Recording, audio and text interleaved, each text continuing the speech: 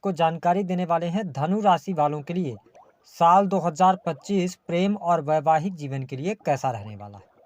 साल 2025 में क्या आपके प्रेम का सपना पूर्ण होगा?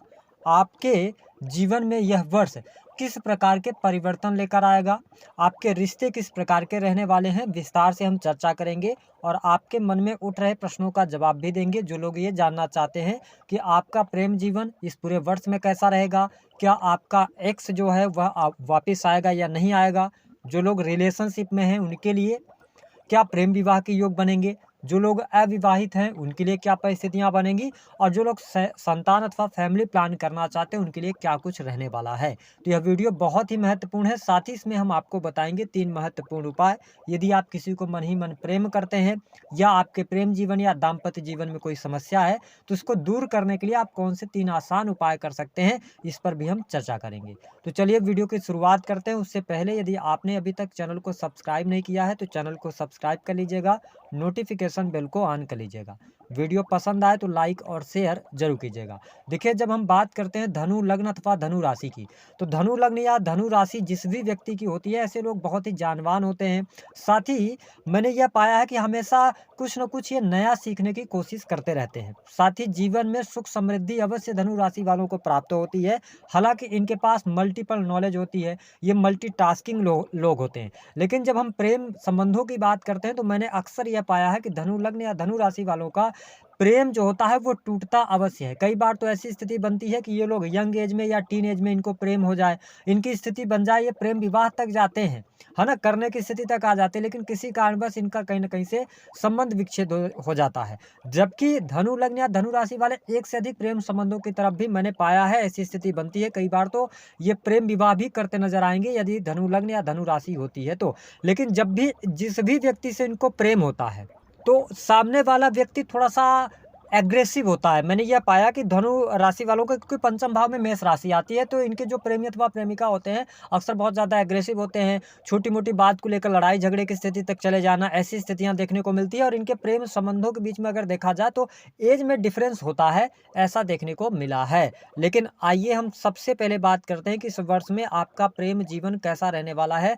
धनु लग्न और धनु राशि वालों के लिए। देखिए, अगर आप रिलेशनशिप में हैं तो साल की शुरुआत की जब हम बात करते हैं तो मंगल की स्थिति 21 जनवरी 2025 तक आपके लिए बहुत अच्छी नहीं बन रही है। पंचम भाव के स्वामी होकर मंगल आपके अष्टम भाव में गोचर कर रहे हैं, तो साल की शुरुआत प्रेम संबंधों में उठापटक की स्थिति अथवा प्रेम में उतार चढ़ाव की स्थितियों का आपको सामना करना पड़ सकता है। ठीक है, हो सकता है कि आप पहले से रिलेशनशिप में हैं तो कहीं ना कहीं से रिलेशन में विच्छेद होने की भी संभावनाएं बनती हैं। हालांकि 21 जनवरी 2025 के बाद से लेकर 2 अप्रैल 2025 तक का जो टाइम फ्रेम रहेगा, यह समय आपके प्रेम संबंधों के लिए अच्छा रहने वाला है। प्रेमी प्रेमिका के बीच में अच्छे रिलेशन भी रहेंगे, जो गिले शिकवे होंगे वह भी दूर होंगे। और इसी टाइम फ्रेम के दौरान यदि आप प्रेम विवाह से जुड़ा कोई निर्णय लेना चाहते हैं तो आप निर्णय की तरफ आगे बढ़ सकते हैं। लंबे समय से रिलेशनशिप में है तो आप फ्यूचर में प्रेम को प्रेम विवाह में तब्दील करने के लिए प्लानिंग कर सकते हैं। तो यह समय अच्छा रहने वाला है, यानी कि 21 जनवरी से लेकर 2 अप्रैल 2025 तक। फिर 2 अप्रैल के बाद से लेकर मई 2025 तक फिर से आपके प्रेम संबंधों में दिक्कत हो सकती है। कुछ लोगों के गुप्त संबंध बनेंगे, ऐसी भी स्थिति रहेगी। या आपके गुप्त संबंध चल रहे हैं, आप अपने प्रेमी अथवा प्रेमिका को आप चीट कर रहे हैं, तो आप याद रखिएगा 2 अप्रैल से लेकर लास्ट मई तक यानी 30 मई 2025 तक वो बातें उजागर हो सकती हैं। लेकिन आपके प्रेम जीवन में जो सबसे अच्छा टाइम शुरू होगा वह टाइम शुरू होगा मई 2025 यानी 30 मई 2025 से लेकर और दिसंबर 2025 तक का टाइम फ्रेम आपके लिए लव लाइफ के लिहाज से बहुत बढ़िया रहेगा। अगर आप मन ही मन किसी को प्रेम करते हैं, अपने मन की बात आप किसी को बताना चाहते हैं, तो आप जनवरी के महीने का चुनाव कर लीजिए। संभावनाएं बनती हैं कि नए प्रेम संबंध में आप चले जाएं, क्योंकि सूर्य की स्थिति जो है वो धनु राशि में रहने वाली है। हालांकि मकर राशि में सूर्य सेकंड हाउस में चले जाएंगे 15 जनवरी को, तो आप 15 जनवरी से पहले पहले अपने मन की बात आप कह सकते हैं सामने वाले से। लेकिन जब हम बात करते हैं कि प्रेम विवाह होने का योग कब बनेगा, तो आपके लिए देवगुरु बृहस्पति, जो कि आपके राशि के स्वामी हैं, छठे स्थान में गोचर करेंगे 15 मई 2025 तक। तब तक सप्तम स्थान से किसी भी प्रकार का कनेक्शन नहीं बन रहा है, लेकिन राशि के स्वामी होकर देवगुरु बृहस्पति जैसे ही 15 मई को आपके सप्तम भाव में जाएंगे तो ये विवाह के योग बना देंगे। यानी कि 15 मई 2025 से लेकर 18 अक्टूबर 2025 तक आपके विवाह होने के योग दिखाई दे रहे हैं, बन सकते हैं। साथ ही अगर देखा जाए तो इस समय अवधि के दौरान आप प्रेम विवाह की तरफ भी आगे बढ़ सकते हैं। लेकिन उस पूरे वर्ष के अंदर जब हम रिलेशनशिप की बात करते हैं तो ग्रह गोचरी स्थितियां बहुत ज़्यादा निगेटिव आपके लिए नहीं बन रही हैं। लेकिन आप शनि की ढैया का आरंभ भी आपके जीवन में होगा, वो होगा 29 मार्च 2025 से। तो जब भी ढैया का आरंभ होता है तो व्यक्ति थोड़ा सा इगोस्टिक होता है या रिलेशनशिप में बिना किसी बात के मिसअंडरस्टैंडिंग आनी शुरू हो जाती है। तो इस पर आपको थोड़ा सा ध्यान रखना है, बाकी चीज़ें आपके लिए अच्छा है। प्रेम संबंध में सफलता आपको मिलेगी, प्रेम विवाह का भी योग बनेगा। अब हम बात कर लेते हैं कि आपके लिए दाम्पत्य जीवन की स्थिति क्या रहने वाली है। देखिए, धनु लग्न और धनु राशि वालों, आपके लिए साल की शुरुआत विशेष तौर पर यदि देखा जाए तो जनवरी 2025 तक दाम्पत्य जीवन थोड़ा सा ठीक रहेगा। लेकिन उसके बाद 21 जनवरी के बाद जैसे ही मंगल देव आपके सप्तम स्थान में आ जाएंगे तो पंचम स्थान के स्वामी होकर सप्तम स्थान में जाएंगे, तो ये स्थिति कहीं ना कहीं से निगेटिव आपके लिए हो सकती है। एक्स्ट्रा मैरिटल अफेयर के कारण वैवाहिक जीवन में उतार चढ़ाव की स्थिति रहेगी 2 अप्रैल 2025 तक। यहाँ पर प्रॉब्लम आपके मैरिटल लाइफ में देखने को मिलेगी। लेकिन उसके बाद 2 अप्रैल के बाद जब मंगल का ट्रांजिट पुनः एक बार आपके अष्टम भाव में होगा, ठीक है, तो यहाँ पर प्रॉब्लमेटिक समय फिर रहेगा। तो हम ये कह सकते हैं कि जनवरी से लेकर और मई 15 मई 2025 तक दाम्पत्य जीवन में उठापटक की स्थिति लगातार आपके लिए बनी रहेगी। आपको अपने संबंधों को संभालने का प्रयास करना चाहिए जिससे कि आपके संबंध अच्छे रहें। अगर जीवन में साल के शुरुआत में कोई प्रॉब्लम आ रही है तो आपको कोई इमीडिएट डिसीजन नहीं लेना है, क्योंकि साल की शुरुआत से लेकर मई तक मांगलिक पत्रिका का निर्माण हो रहा है। ऐसी स्थिति में आप कोई भी निर्णय ना लें। हालांकि 15 मई के बाद जैसे ही राशि के स्वामी देवगुरु बृहस्पति सप्तम स्थान में जाएंगे तो आप ये देखेंगे कि पति पत्नी के बीच में प्रेम बढ़ जाएगा, एक दूसरे से स्नेह बढ़ेगा, क्योंकि आप स्वयं धनु राशि वालों अपने जीवन साथी के पास पहुंच जाएंगे, यानी सप्तम स्थान में पहुंच जाएंगे। तो ये टाइम फ्रेम आपके लिए बहुत बढ़िया रहेगा और इसी तरीके से जीवन साथी का सपोर्ट और सहयोग भी आपके जीवन में देखने को मिलेगा। तो यह वर्ष वैवाहिक जीवन के लिहाज से 2 भागों में बटा हुआ है। पहला भाग ऐसा रहेगा जो कि आपके लिए जनवरी से लेकर मई तक विच्छेदात्मक स्थिति बनाएगा, लड़ाई झगड़े वाद विवाद की स्थितियां बनाएगा। लेकिन उसके बाद से लेकर दिसंबर लास्ट तक का टाइम आपके लिए बहुत अच्छा रहने वाला है, किसी भी प्रकार की समस्या नहीं आने वाली है। साथ ही अगर आप अपने बिजनेस पार्टनर लाइफ पार्टनर को बिजनेस पार्टनर बनाना चाहते हैं तो आप 15 मई के बाद आगे बढ़ सकते हैं, आपको लाभ अवश्य मिलेगा।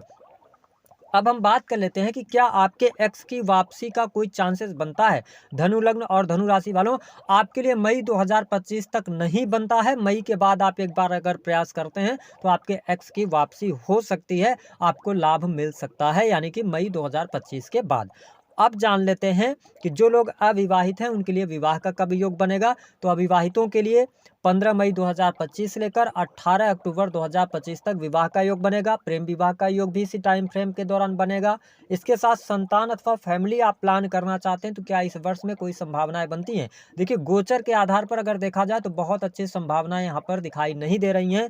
इस वर्ष के अंदर अगर आपकी पत्रिका में पावरफुल योग चल रहा होगा, संतान प्राप्ति का दशा चल रही होगी, तभी संभावनाएं बनेगी, अन्यथा अभी आपको इंतजार करना पड़ सकता है, क्योंकि देवगुरु बृहस्पति अभी सप्तम में गोचर करेंगे, फिर 18 अक्टूबर से लेकर और 4 दिसंबर तक अष्टम में जाएंगे, फिर एक बार पुनः सप्तम में आ जाएंगे। तो बहुत अच्छा योग होगा, तभी संतान प्राप्ति का योग आपके लिए बनता हुआ नजर आएगा।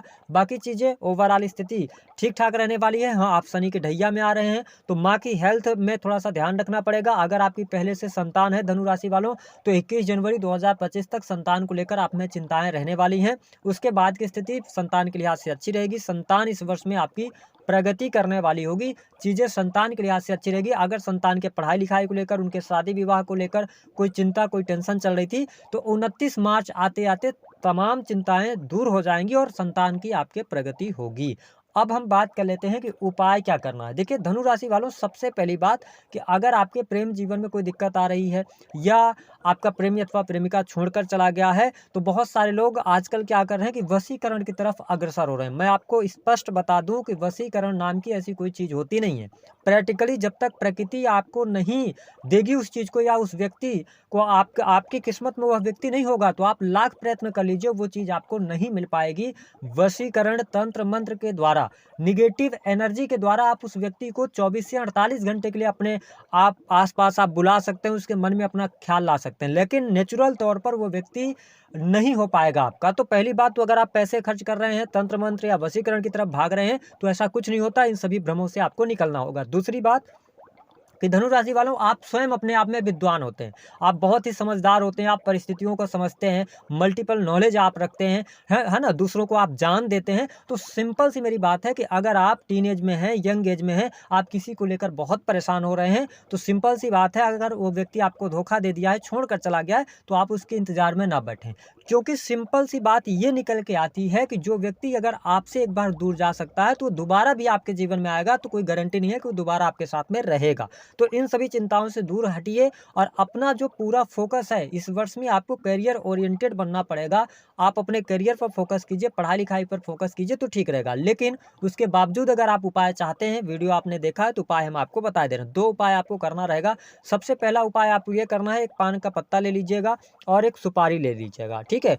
सुपारी साबुत होनी चाहिए और थोड़ी-सी क्या कर लेना है, आपको हल्दी लेना है और गंगा जल मिक्स करके, और हल्दी में उस सुपारी को डुबोकर, पान के पत्ते को, और इसके साथ ही आपको एक लेनी है बाँसुरी, ठीक है? ये तीनों सामग्रियों को सोमवार या शुक्रवार के दिन ले जाके आप भगवान कृष्ण के मंदिर में उनको अर्पित कर दें। अपने प्रेमी अथवा प्रेमिका की प्राप्ति के लिए उनसे प्रार्थना करें। अगर ईश्वर चाहेंगे, प्रकृति चाहेगी, तभी उस व्यक्ति का प्रेम आपको मिल पाएगा, ठीक है? दूसरी बात कि एक और उपाय आप कर लीजिए, अगर तंत्र विद्या से आप उपाय करना चाहते हैं तो उसको भी कर लीजिए। आप 10 लौंग ले लीजिएगा, फूल वाली होनी चाहिए, साथ में थोड़ी-सी मात्रा में गुड़ और थोड़ी-सी मात्रा में काले तिल ले लीजिएगा। और किसी भी शनिवार को शाम के समय 5 बजे के बाद आप पीपल के वृक्ष के पास चले जाइएगा। वहाँ पर इन तीनों सामग्रियों को पीपल के पास में रख दीजिएगा, वृक्ष के पास में, और वहीं पर बैठकर अपने प्रेमी अथवा प्रेमिका को याद कीजिए, भगवान विष्णु से प्रार्थना कीजिए, है ना?